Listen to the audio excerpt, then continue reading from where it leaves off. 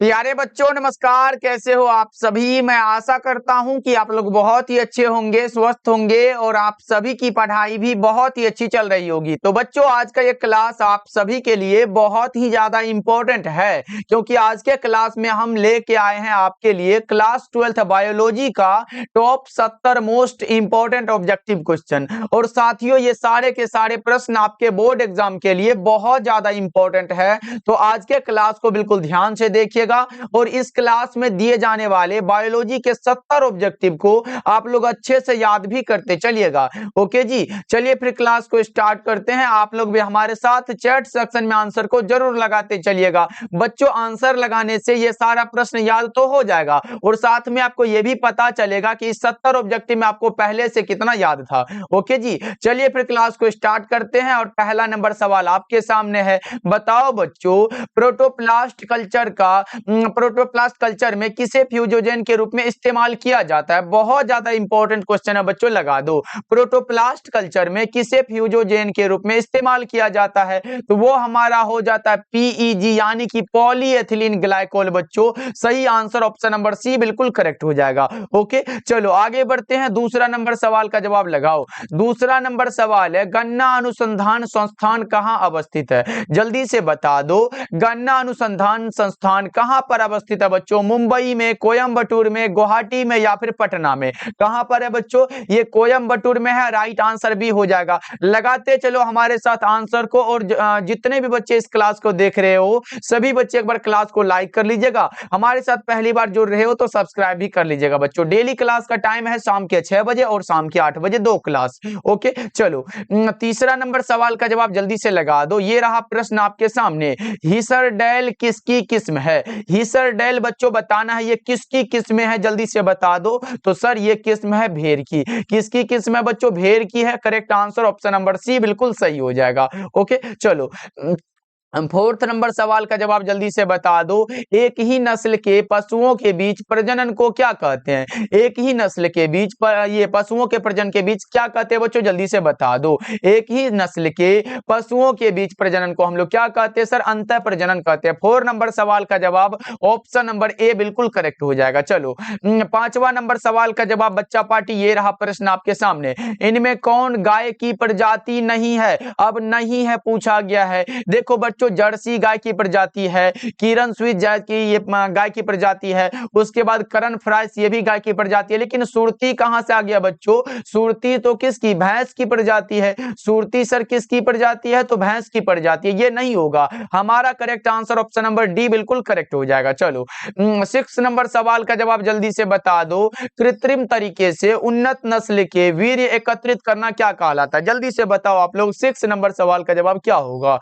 देखो बच्चों पूछा जा रहा है कृत्रिम तरीके से उन्नत नस्ल के वीर्य को एकत्रित करना कहलाता है वीर्य संचयन। क्या कहलाता है बच्चों, यहाँ पे सेमेन स्टोरेज कहलाता है। राइट आंसर हमारा ऑप्शन बी हो जाएगा। चलो 7 नंबर सवाल का जवाब जल्दी से बताओ। 7 नंबर सवाल है पॉमफ्रेट क्या होगा। बताओ बच्चा पार्टी, ये पॉमफ्रेट जो होता है ये क्या होता है, क्या वो समुद्री मछली है या फिर क्या है, जल्दी से बताओ। 7 नंबर सवाल का जवाब सर ये हमारा समुद्री मछली है। राइट आंसर ए होगा 7 का। चलो 8 नंबर सवाल का जवाब लगाओ। 8 नंबर सवाल ये रहा प्रश्न आपके सामने। कृत्रिम वीर्य सेचन में निषेचित अंडों को किस अवस्था में निकाला जाता है। बताओ बच्चों कृत्रिम वीर्य सेचन में निषेचित अंडों को किस अवस्था में निकाला जाता है, जल्दी से बताओ। तो वो हो जाता है कौन सा, 8 से 32 कोशिका अवस्था में। Correct answer option number C बिल्कुल सही हो जाएगा। 8 नंबर सवाल का जवाब सी हो जाएगा। चलो 9 नंबर सवाल का जवाब लगाओ आप लोग। 9 नंबर सवाल देखो,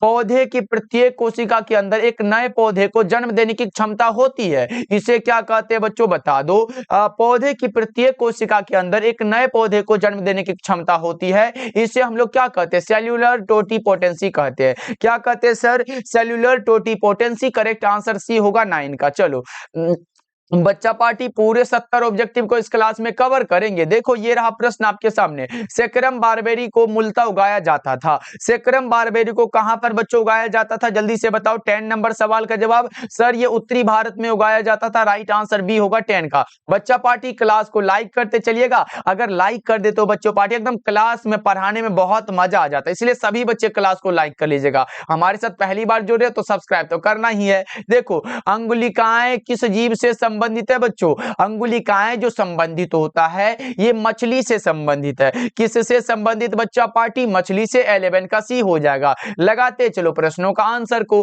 12 नंबर सवाल है, निम्नांकित में कल्याण सोना किसकी किस्म है? बताओ निम्नांकित में कौन है कल्याण सोना जिसकी किस्म है? धान है, गेहूं है, मक्का है या फिर मटर है? कौन सा हो जाएगा? वो हमारा होगा गेहूं की प्रोन्नत किस्म है। राइट आंसर बी होगा 12 का। चलो 13 नंबर सवाल का जवाब लगाओ। पूछा जा रहा है पेनिसिलिन एंटीबायोटिक उत्पन्न किया जाता है। पेनिसिलिन एंटीबायोटिक जो उत्पन्न किया जाता है वो किसके द्वारा बच्चों? कवक से। Right answer B option correct हो जाएगा। कवक से किया जाता है। हमारे साथ बोलते चलो बच्चा पार्टी, तभी याद होगा ना। जैसे हम क्वेश्चन आया उसको बोलना आप लोग शुरू कर दो। देखो 14 नंबर सवाल है, जैव सक्रिय अणु ये रहा आपके सामने। जैव सक्रिय अणु साइक्लोस्पोरिन ए बनाया जाता है। जैव सक्रिय अणु साइक्लोस्पोरिन जो होता है ए, वो किसके द्वारा बनाया जाता है? सर ये बनाया जाता है ट्राइकोडर्मा नामक कवक से। Right answer A option correct हो जाएगा। चलो 15 नंबर सवाल का जवाब बताओ। मानव रक्त के कोलेस्ट्रॉल स्तर को घटाने में सहायक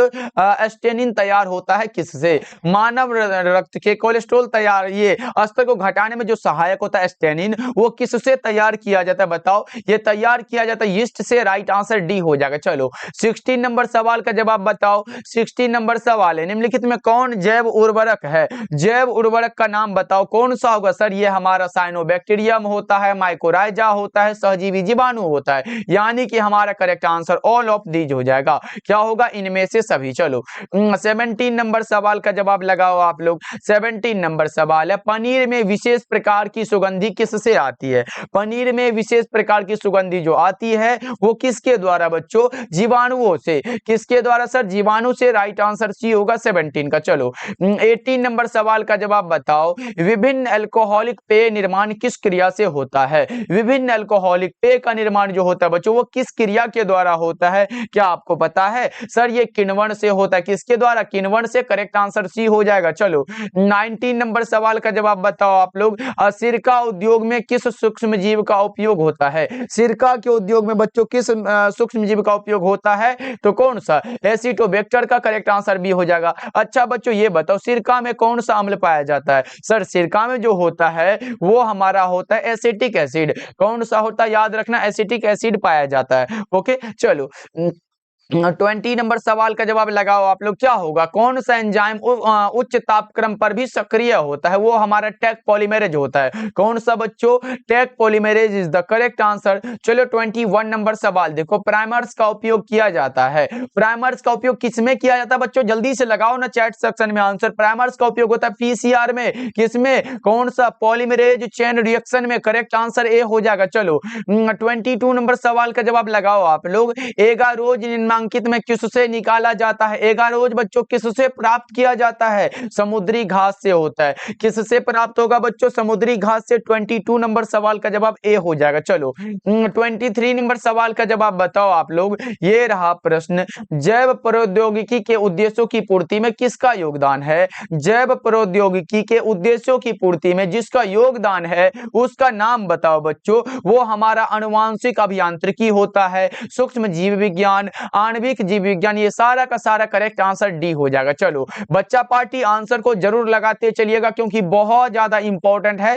थोड़ा सा हार्ड कह सकते हो लेकिन इंपॉर्टेंट है। देखो अनुवांशिक यांत्रिकी को क्या कहा जाता है? अनुवांशिक यांत्रिकी को जो कहा जाता है उसका नाम आप लोग बताओ। वो हमारा पुनर्योगज डीएनए तकनीक होता है। कौन सा होता है सर? पुनर्योगज डीएनए तकनीक। 24 का ए हो जाएगा। चलो 25 नंबर सवाल को देखो बच्चा पार्टी, डीएनए को देखने के लिए प्रयोग किया जाता है। डीएनए को देखने के लिए किसका प्रयोग होता है बताओ? ये हमारा होता है इथिडियम ब्रोमाइड का।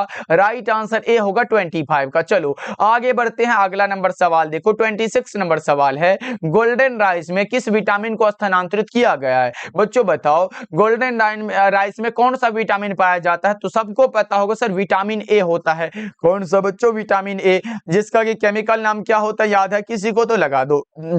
केमिकल नाम जो होता है बच्चों आपको पता होगा, रेटिनॉल होता है। क्या होता है सर? रेटिनॉल होता है, सबको पता होगा, जिसकी कमी के कारण रतौंधी वाला रोग होता है। चलो 27 नंबर सवाल है, बीटी जीन का उपयोग कर किस फसल को पीरक प्रतिरोधी बनाया गया है? बीटी जीन का उपयोग कर किस फसल को पीरक प्रतिरोधी बनाया गया है? कपास हो, टमाटर हो, मक्का हो, या इनमें से सभी? तो आपका करेक्ट आंसर डी हो जाएगा, ये सारा का सारा हो जाएगा। चलो 28 नंबर सवाल बच्चों बता दो, पूछा जा रहा है प्रथम मानव जनसंख्या विस्फोट का कारण हुआ। बच्चों बताओ प्रथम मानव जनसंख्या विस्फोट का कारण क्या था?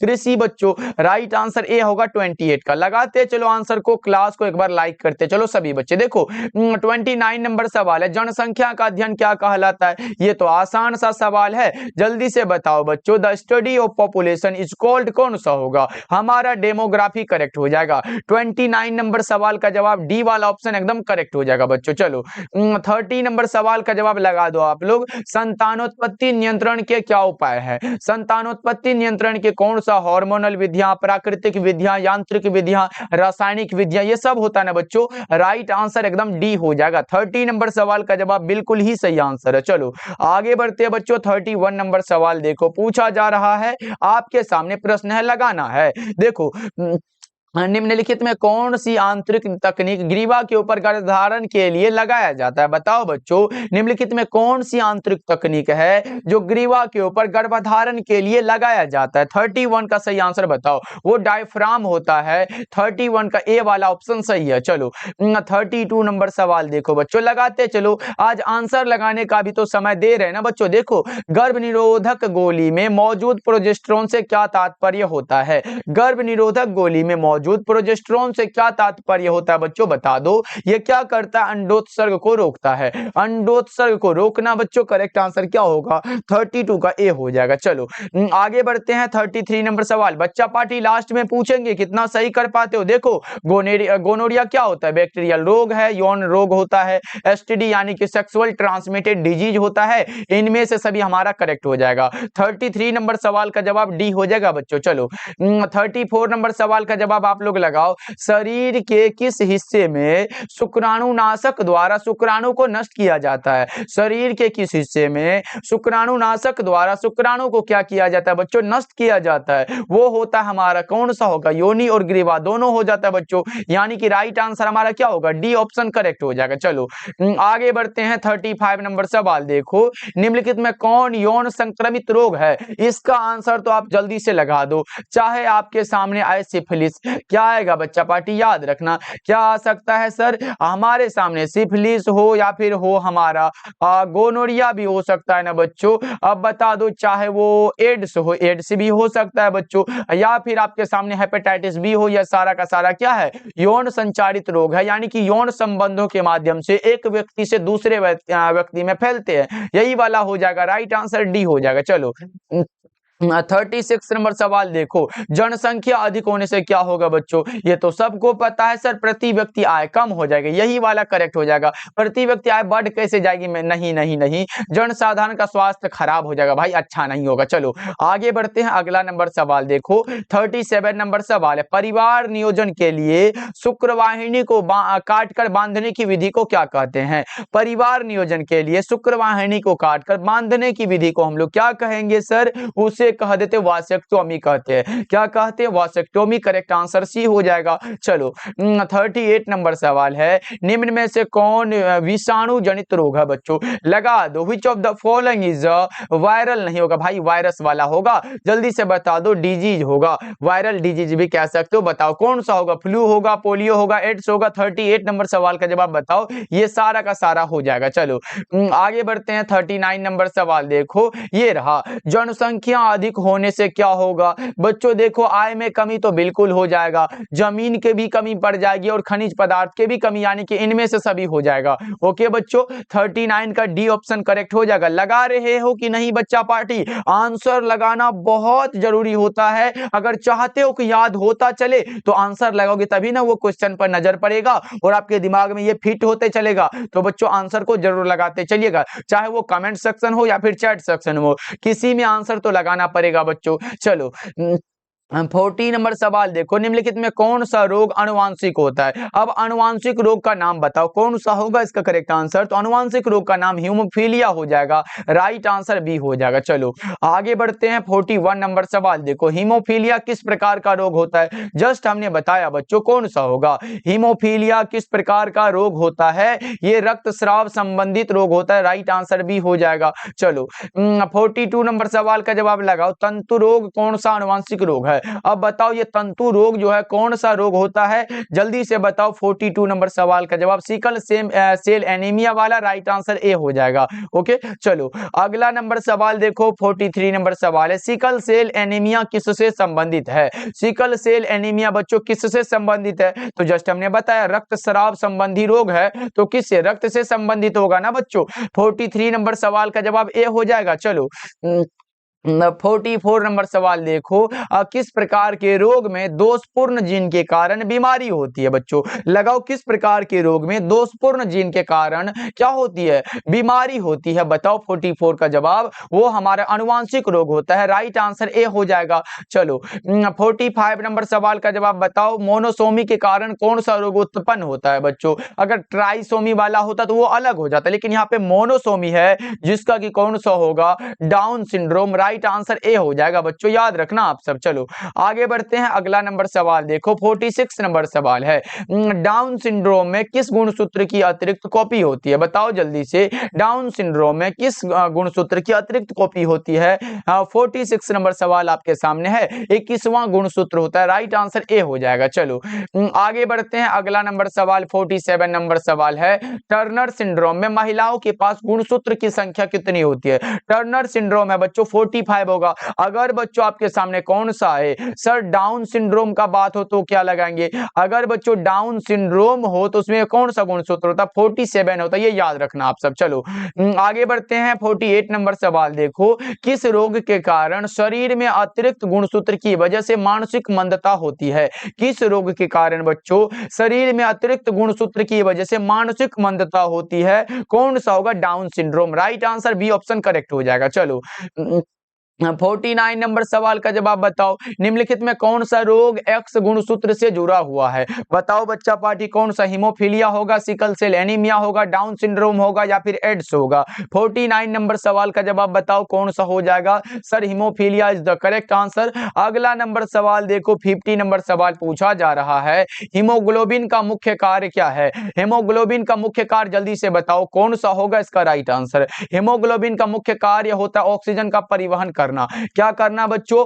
ऑक्सीजन का परिवहन करना, यानी कि ट्रांसपोर्ट ऑफ ऑक्सीजन। चलो आगे बढ़ते हैं। 51 नंबर सवाल देखो, मशहूर वैज्ञानिक मेंडल मुख्यतः जाने जाते हैं अपने, यानी कि बच्चों the famous scientist Mendel mainly known for his, किसके लिए जाने जाते हैं सर? वो जाने जाते हैं कौन सा? वर्क ऑन पी प्लांट्स, यानी कि हमारा मटर के पौधे के कार्य हेतु। Correct answer option number A हो जाएगा। चलो 52 नंबर सवाल को देखो, ये रहा प्रश्न आपके सामने, जल्दी से बता दो, इनमें से कौन वैश्विक रक्तदाता है? Who among the following is a global blood donor? कौन सा होगा? ब्लड ग्रुप ओ होता है ना बच्चों, सबको पता होगा। कौन सा सार्वभौमिक रक्तदाता होता है? ब्लड ग्रुप ओ होता है, राइट आंसर डी हो जाएगा ऑप्शन नंबर 52 का। चलो अगला नंबर सवाल देखो, ये रहा प्रश्न, मेंडल ने प्रतिपादित किया था, मेंडल साहब जाने जाते कौन सा भाई? अनुवांशिकी के नियम दिए थे क्या? राइट आंसर क्या होगा? 53 का बी हो जाएगा। अगला नंबर सवाल देखो, 54 नंबर सवाल है, द्विसंकर क्रॉस में अनुलक्षण यानी कि बच्चों फेनोटाइपिक रेशियो कितना होता है? द्विसंकर क्रॉस में अनुलक्षण यानी कि फेनोटाइपिक अनुपात बच्चों कितना होता है? आपको याद होगा 9:3:3:1 होता है, राइट आंसर डी हो जाएगा। बच्चा बच्चा पार्टी क्लास को लाइक तो करते जा रहे हो ना आप लोग। चलो, युग्मन एवं विकर्षण के सिद्धांत को किसने प्रतिपादित किया? युग्मन एवं विकर्षण के सिद्धांत को प्रतिपादित करने वाले का नाम है बेटसन एवं पनेट। किसने बच्चों? बेटसन एवं पनेट ने। राइट आंसर डी होगा 55 नंबर सवाल का जवाब। चलो, अगला नंबर सवाल का जवाब लगाओ। 56 नंबर सवाल है, एक परिवार, देखो बच्चों अच्छे से पढ़ना है, एक परिवार जिसमें 5 बेटियां हैं को छठी संतान होने वाली है, बेटा होने की संभावना कितनी है बच्चों? 50% हो जाता है, यानी कि राइट आंसर सी होगा 56 का। चलो, 57 नंबर सवाल देखो, पूछा जा रहा है आप लोग के सामने है, मानव रुधिर ओ वर्ग में क्या होता है? अब मानव रुधिर ओ वर्ग में बताओ क्या होता है? मानव रुधिर ओ वर्ग में एंटीजन क्या होते हैं? एब्सेंट होते हैं बच्चों, antigens are absent. Right answer A होगा। चलो, 58 नंबर सवाल का जवाब बताओ बच्चों। ये रहा प्रश्न, दात्र कोशिका अरक्तता प्रदर्शित करता है। दात्र कोशिका अरक्तता क्या प्रदर्शित करता है बच्चों? जल्दी से बताओ। प्लियोट्रोपी को। Correct answer option number C बिल्कुल करेक्ट हो जाएगा, एकदम सही आंसर है। और बच्चा पार्टी जितने भी बच्चे हमारे द्वारा तैयार फिजिक्स, केमिस्ट्री और बायोलॉजी के इंपॉर्टेंट क्वेश्चन वाला नोट्स नहीं लिए हो,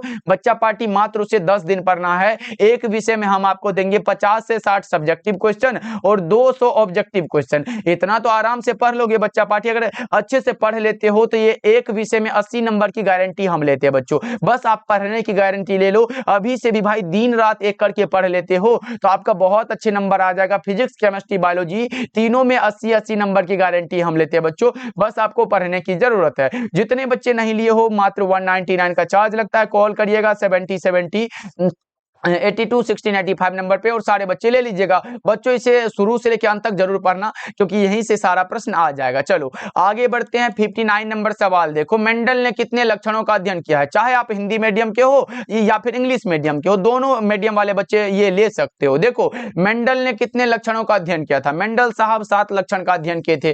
करेक्ट आंसर सी हो जाएगा। चलो आगे बढ़ते हैं। 60 नंबर सवाल देखो, 60 नंबर सवाल है, मनुष्य यानी कि पुरुष में गुणसूत्र की संख्या क्या है? देखो बच्चों, अगर स्त्री में पूछे, स्त्री वाला के लिए क्या होता है सर? स्त्री के लिए क्या होता है? 44 प्लस XX होता है। 44 प्लस कौन सा सर? XX होता है। लेकिन हमारा जैसे ही हमारा पुरुष हुआ ना बच्चों, अगर पुरुष के लिए बात हो, ये क्या होता है? ये हमारा जल्दी से बता दो। 60 नंबर सवाल का जवाब फटाफट से कौन सा हो जाएगा? XY वाला बात कहां पर है sir? 44 plus XY। Right answer B हो जाएगा। 60 नंबर सवाल का जवाब बी ऑप्शन करेक्ट हो जाएगा बच्चा पार्टी, क्योंकि एग्जाम में ये पूछा जा चुका है, इसलिए दोनों को याद रखोगे। चलो यहाँ पे लिख भी देते हैं, 44 प्लस कौन सा? XY हो जाएगा। चलो आगे बढ़ते हैं। अगला नंबर सवाल देखो, 61 नंबर सवाल है, मेंडल अपने प्रयोग में सफल हुए क्योंकि? मेंडल साहब अपने प्रयोग में क्यों सफल हुए बच्चों? ये बता दो, जल्दी से बता दो। Mendel was successful in his experiment because, क्योंकि उसने मटर के पौधे को चुना ना भाई मेरे।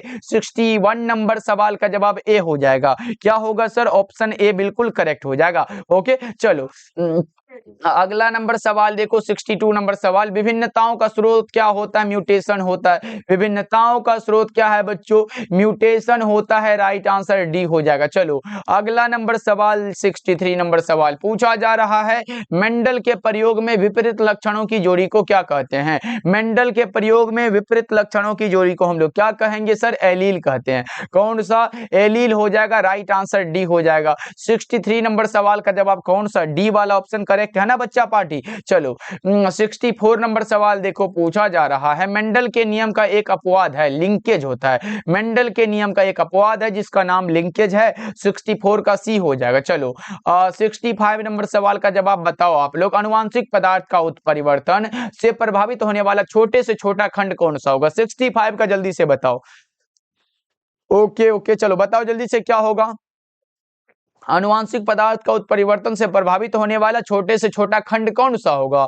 जल्दी से बताओ बच्चा पार्टी। वो हमारा म्यूटॉन होता है। करेक्ट आंसर सी हो जाएगा। चलो 66 नंबर सवाल का जवाब बताओ, वायु गुणसूत्र पर स्थित जीन कौन सा होगा? वायु गुणसूत्र है बच्चों, बताओ क्या होगा? वायु गुणसूत्र पर स्थित कौन सा जीन हो जाएगा? जल्दी से बताओ सर। वो होलेंड्रिक जीन होता है। करेक्ट आंसर सी हो जाएगा। चलो 67 नंबर सवाल देखो, पूछा जा रहा है, पोलियो की रोकथाम के लिए किस प्रकार की वैक्सीन दी जाती है। कौन सा होता है सर? ओपीवी होता है, यानी कि बच्चों ओरल पोलियो वैक्सीन होता है। करेक्ट आंसर सी हो जाएगा। चलो 68 नंबर सवाल का जवाब आप लोग बताओ, कौन सा जानवर सर्वोत्तम दुधारू का नस्ल है? सर्वोत्तम दुधारू नस्ल का नाम होता है होल्स्टेन फ्रिजियन बच्चों। कौन सा? होल्स्टेन फ्रिजियन, जो कि गाय होती है। चलो आगे बढ़ते हैं, अगला नंबर सवाल देखो, 69 नंबर सवाल पूछा जा रहा है।